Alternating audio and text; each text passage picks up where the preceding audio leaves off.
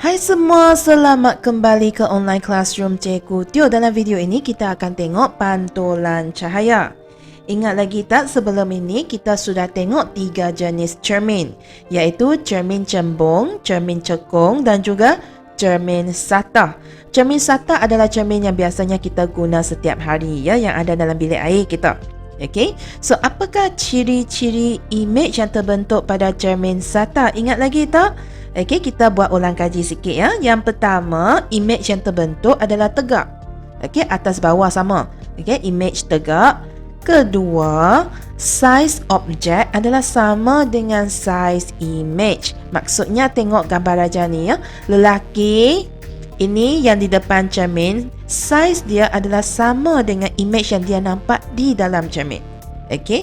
Ketiga, jarak objek adalah sama dengan jarak imej.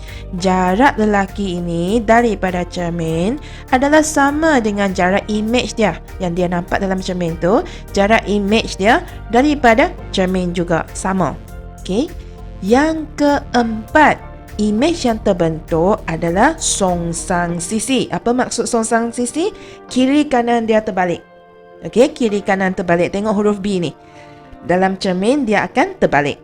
Kiri kanan saja terbalik ya, atas bawah tak terbalik sebab dia tegak. Dia hanya songsang sisi. Dan yang kelima, imej yang terbentuk adalah imej maya, iaitu imej yang tidak dapat terbentuk pada skrin. Seterusnya kita akan tengok hukum pantulan cahaya. Hukum pantulan cahaya ini boleh dijelaskan dengan gambar raja ini. Apa maksud dia? Kita tengok. Hukum pantulan cahaya menyatakan bahawa sinar tuju, yang ni sinar tuju, sinar pantulan dan juga garis normal semuanya berada pada satah yang sama, pada titik yang sama, satah yang sama. Jom kita tengok apa dia sinar tuju, sinar pantulan dan juga garis normal ini. Sinar tuju adalah cahaya yang kita tujukan, yang kita guna, cahaya original. Okey, cahaya asal yang kita guna, yang kita tujukan kepada cermin, itu ialah sinar tuju. So sinar cahaya ini dinamakan sebagai sinar tuju. Sinar pantulan adalah sinar cahaya yang dihasilkan oleh cermin apabila cermin ini memantulkan cahaya yang kita tujukan tadi. Jadi sinar tuju, sinar pantulan. Dan apa dia garis normal? Garis normal ini adalah garis yang berserenjang dengan cermin. Okey, berserenjang dengan cermin satah. Maksud berserenjang adalah dia membentuk 90 darjah. Okey, so itu adalah garis normal. Jadi 3 garis ini adalah berada pada satah yang sama. Seterusnya, hukum pantulan cahaya juga menyatakan bahawa sudut tuju I dan sudut pantulan R adalah sama. I sama dengan R.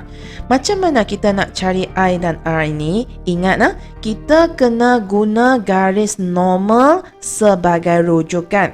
Okey, so kalau kita nak cari sudut tuju I, dia mesti diukur antara garis normal dengan sinar tuju. Jangan ukur antara sinar tuju dengan cermin. Salah ya. Kita kena guna garis normal sebagai rujukan. Sentiasa guna garis normal. Jadi sinar tuju adalah antara, bukan sinar tuju, sudut tuju. Sudut tuju I adalah sudut yang dibentukkan antara sinar tuju dengan garis normal. Sudut pantulan pula sama juga, kita mesti guna garis normal sebagai rujukan. Jadi sudut pantulan pula adalah terbentuk daripada garis normal dan juga sinar pantulan. Jadi I dengan R sudut dia mesti sama. Okey, so itu adalah hukum pantulan cahaya. Mungkin cikgu kamu akan buat aktiviti ni ya, di mana awak boleh kaji hubungan antara sudut tuju dengan sudut pantulan, di mana awak akan perlu alat radar seperti yang ditunjukkan dalam gambar raja ni. Kita akan guna kotak sinar sebagai sinar tuju kita, dan awak boleh ukur I dengan R di sini. Lepas tu awak boleh nampak lah sinar pantulan. Okey, dan awak akan dapati I sentiasa sama dengan R. Awak boleh ubah I. Okey, boleh bagi sinar 7 ni pada sudut yang berlainan. Dan awak boleh catat R yang awak dapati. Okey, untuk membuktikan hukum pantulan cahaya. Seterusnya, kita akan tengok aplikasi pantulan dalam kehidupan harian kita. Yang pertama sekali, selalu nampak segitiga kecemasan ni kan, yang digunakan untuk menunjukkan kenderaan yang rosak di depan tu. Segitiga kecemasan ini dibuat daripada bahan yang boleh memantulkan cahaya dengan baik supaya kereta yang datang boleh nampak dengan jelas dan boleh tahu kat depan tu ada kenderaan yang rosak. Sama juga seperti kontrafik yang digunakan untuk menandakan bahagian jalan raya yang rosak. Biasanya awak nampak ada jarum warna putih atau warna silver ni. Dia boleh memantulkan cahaya dengan baik untuk memberi amaran kepada kereta yang datang supaya pemandu boleh nampak dengan jelas ya. Seterusnya, papan tanda yang mempunyai pemantul cahaya yang membolehkan kita boleh tengok ataupun baca papan tu dengan baik pada waktu malam. Pekerja pula akan memakai jaket keselamatan dan juga topi keledar yang memantulkan cahaya dengan baik supaya kita nampak mereka. Untuk tujuan keselamatan ya. Seterusnya, pernah tak awak perhatikan bahawa ambulans yang ada perkataan kat depan tu terbalik? Kenapa ya dia ditulis terbalik macam tu?